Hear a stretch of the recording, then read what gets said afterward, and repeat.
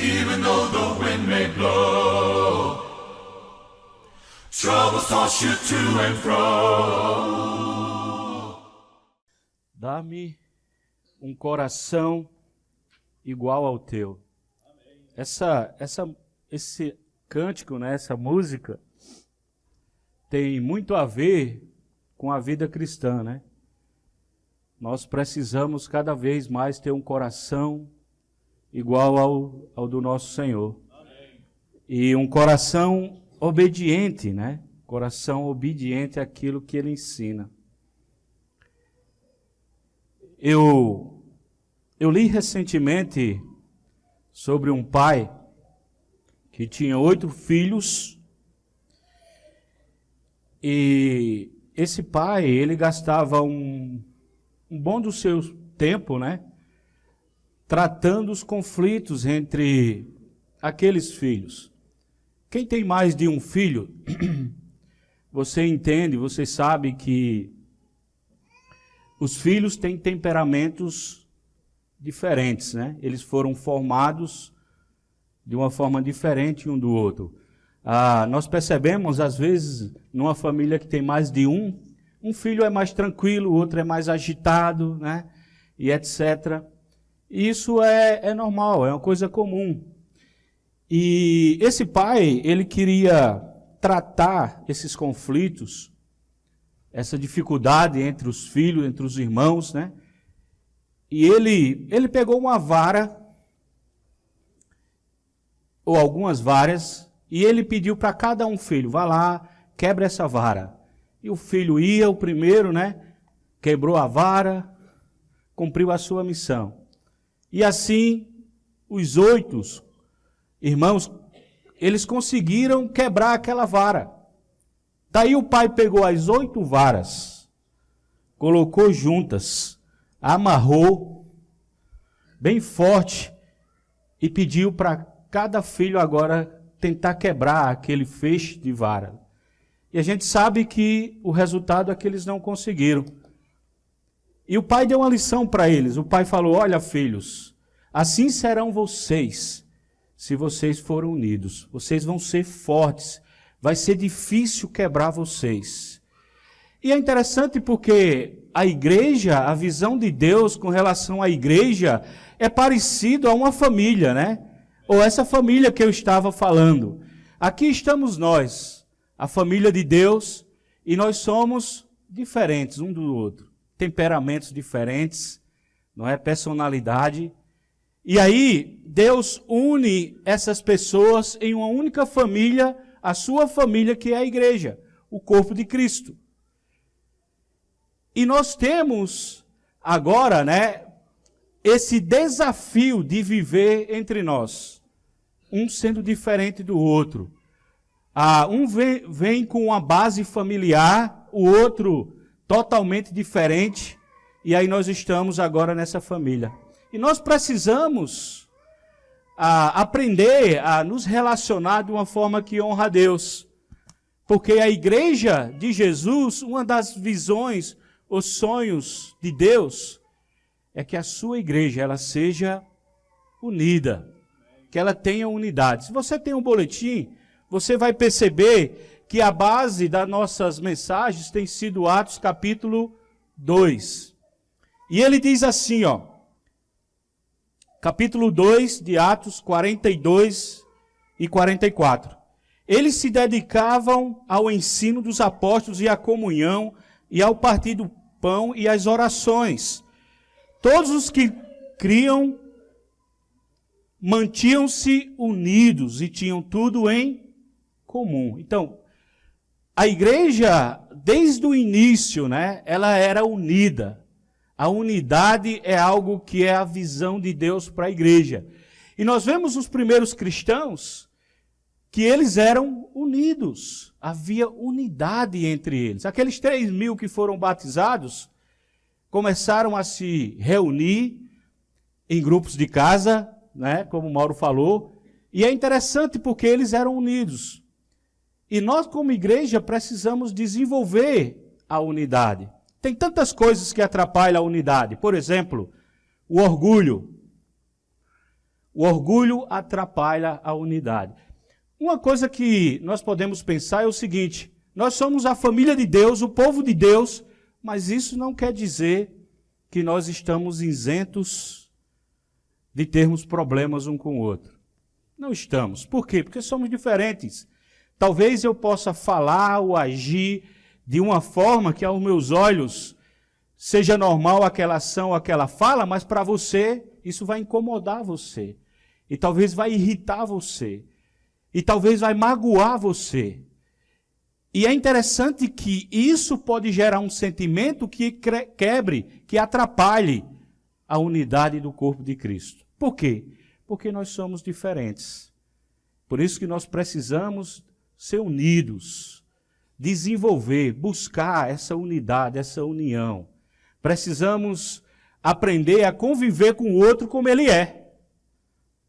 Você lembra, ainda no boletim, a gente pode ver que Jesus, quando ele fez uma das suas últimas orações, ele pediu a Deus para que os discípulos, o povo dele, fosse um povo unido. E ele disse que através da união daqueles discípulos de Jesus, daqueles seguidores, o mundo ia conhecer a ele. A união faz as pessoas olhar para nós e perceber que nós somos a família de Deus. Mas se nós somos desunidos, se nós vivemos brigando um com o outro, muitas vezes por causa do temperamento ou de coisas que eu acho que tem que ser desse jeito, isso vai atrapalhar um grande testemunho para que o evangelho seja pregado, para que as pessoas possam também conhecer Jesus. Eu queria que você abrisse agora, no nosso texto de hoje, Efésios. E todos nós sabemos que Efésios ele tem uma divisão, né? Os 3 primeiros capítulos de Efésios, Paulo começa a tratar sobre a doutrina, né? Falar sobre a doutrina, a importância. E nesses 3 capítulos ele fala o que Deus fez por nós. Tudo aquilo que ele fez para mim, para você, né? Para as nossas vidas. E no capítulo 4, ele começa a dizer como é que nós temos que viver. Como é que nós precisamos agir. E ele começa no versículo 1, ele diz: Eu, pois, o prisioneiro do Senhor, peço-lhe que vivam de maneira digna das pessoas que foram chamadas por Deus. Então a primeira coisa que Paulo fala é: vocês precisam viver de uma forma digna. Ou, como algumas versões falam, né? Ande. E a ideia de viver e andar tem a ver com o nosso comportamento. Ou seja, Paulo está dizendo, agora o comportamento de vocês deve ser um comportamento daqueles que são filhos de Deus, que são da família de Deus. E ele continua, ele diz no verso 2, sejam sempre unidos, gentis, pacientes, tolerantes uns com os outros em amor. Aí no 3 ele diz, já que vocês estão unidos pela paz, faça tudo para preservar a unidade no Espírito. Então uma das coisas que nós vemos é que Paulo estava incentivando a igreja a ter um andar, um viver diferente. E é interessante que esse viver diferente envolvia o relacionamento entre eles, a unidade entre eles. Porque a minha forma de viver, isso pode atrapalhar o relacionamento, a comunhão, a unidade da igreja. Então, eu precisava, eu preciso andar de uma forma digna do chamado de Jesus. É como, de repente, você agora vai trabalhar numa empresa, uma grande empresa da cidade. Você não vai chegar lá de sandália havaiana, de bermuda. Você não vai. Por quê? Porque você agora está em uma empresa ou exercendo uma função naquela empresa que requer de você um traje totalmente digno daquela função que você carrega. Então a mesma coisa somos nós como cristãos. Agora nós temos, esse desafio de viver de uma forma que engrandece o nosso Senhor, o nosso Deus. Agora, a gente percebe que Paulo vai falar, né, no versículo 3, que a unidade não é algo que é simplesmente o meu esforço para que isso aconteça. Ele não está dizendo assim, se esforcem e aí vocês vão ter uma unidade na família de Deus. Não. Ele diz que essa unidade já existe entre nós. Por quê? Porque é o Espírito Santo de Deus que nos concede. É Deus que torna a igreja unida.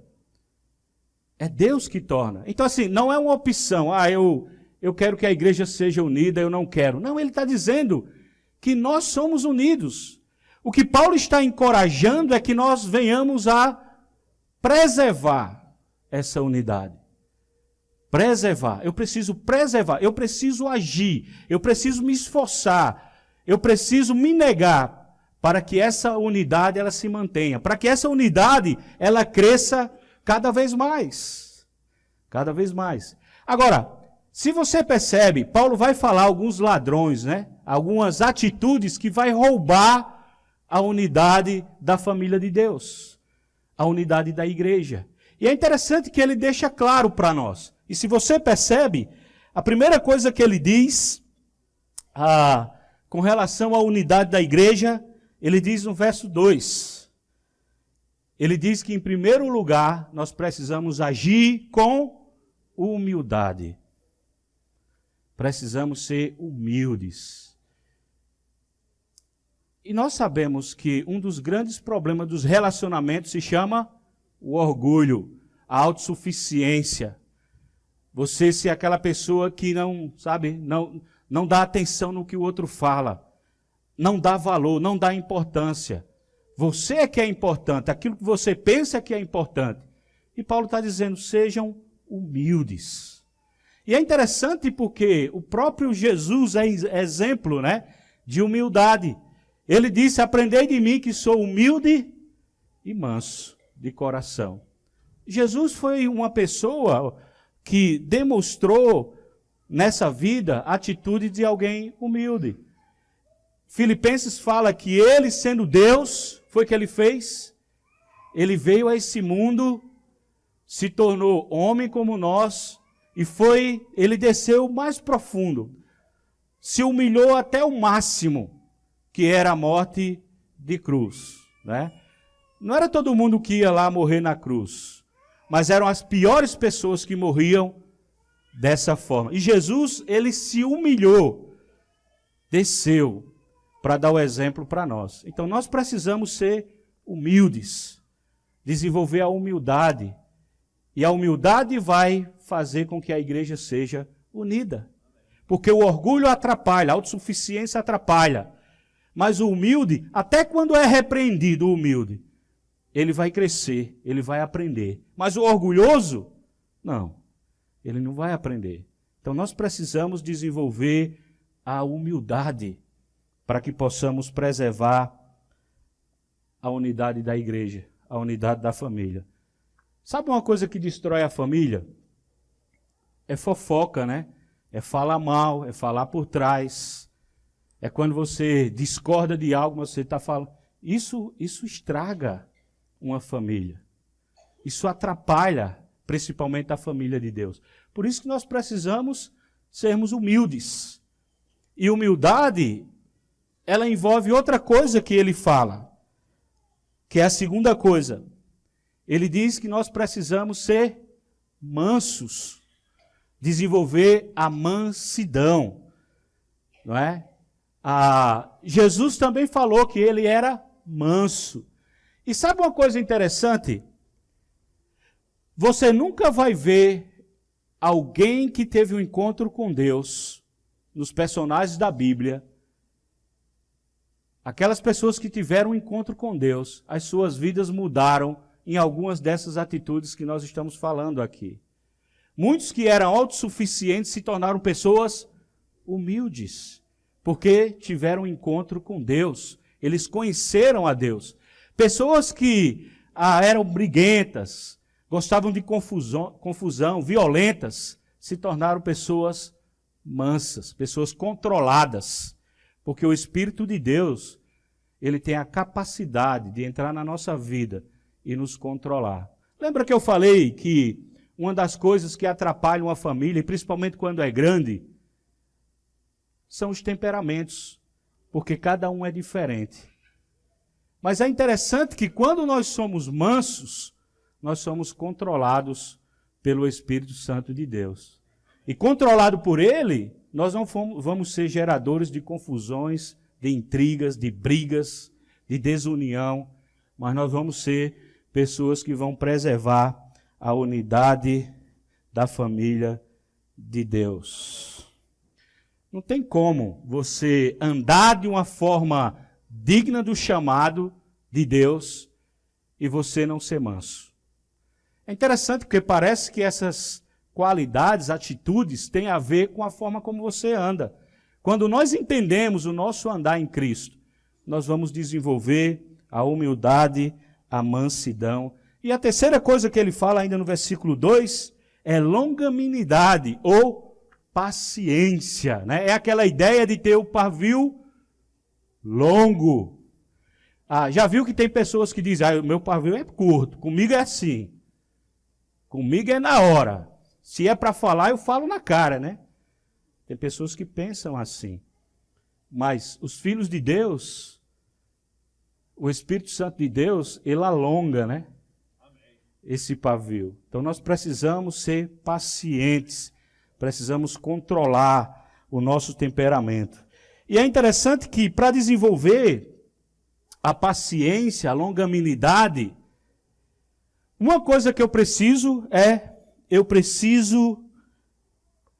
ser paciente ou entender o quanto Deus é paciente comigo.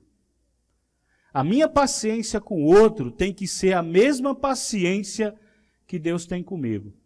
Será que Deus tem sido paciente com você? Comigo sim.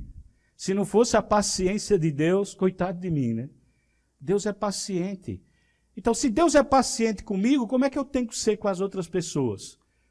Como é que eu tenho que agir com o outro, com o irmão?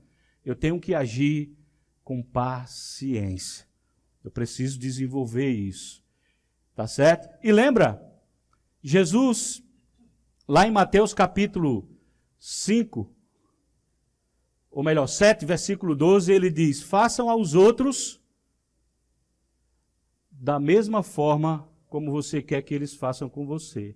A minha ação com o outro tem que ser da mesma maneira que eu desejo que as pessoas ajam comigo. Agora, quantos de nós gostamos que as pessoas sejam pacientes conosco? Quando você erra, você espera o quê?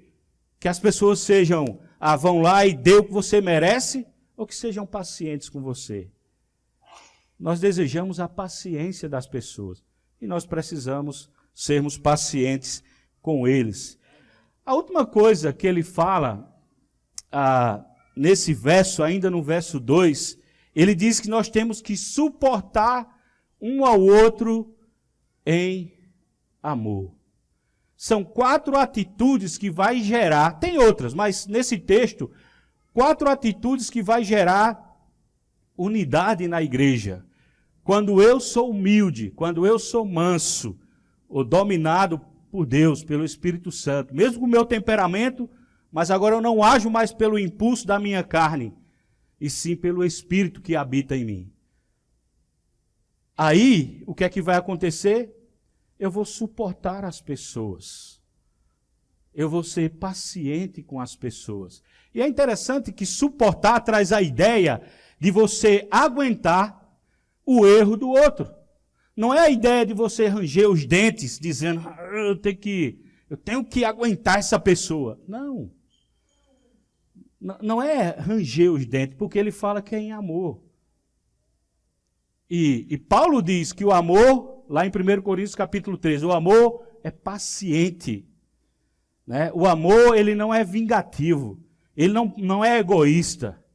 Ele não trata dessa forma. Mas o amor é diferente. Então nós temos que suportar um ao outro em amor. Então imagine, nós somos diferentes. E o que muitas vezes causa desunião é a nossa diferença. Mas quando nós aprendemos a suportar um ao outro, a suportar a falha, a aguentar a falha do outro, o erro do outro, o jeito do outro, em amor, isso não vai atrapalhar a comunhão da igreja. Então são 4 atitudes que nós precisamos desenvolver na nossa vida. E aí nós vamos preservar essa unidade. Agora é interessante porque Paulo fala que deve haver um esforço da nossa vida com relação à unidade da igreja. Eu posso ser aquela pessoa que atrapalha a unidade da igreja. A igreja nunca vai deixar de ser unida porque é vontade de Deus. E foi o propósito de Deus. Mas eu posso gerar desconforto, confusão no meio do povo de Deus. Com as minhas atitudes, com as minhas ações, com as minhas falas. E talvez você pense assim, peraí, a igreja de Deus é desunida? Você acha que Paulo está dizendo isso por quê? Porque nós não somos passíveis de não gostar do outro, da outra pessoa ou do que ela faz? Somos. Mas nós somos encorajados a desenvolver essas qualidades. Agora, pare e pense comigo. Qual é um dos melhores lugares para desenvolvermos essas 4 atitudes? Eu poderia pensar, o melhor lugar, ou um dos melhores lugares para eu desenvolver essas atitudes que Paulo está incentivando aqui, é dentro da minha própria casa, com a minha família. Eu posso desenvolver isso.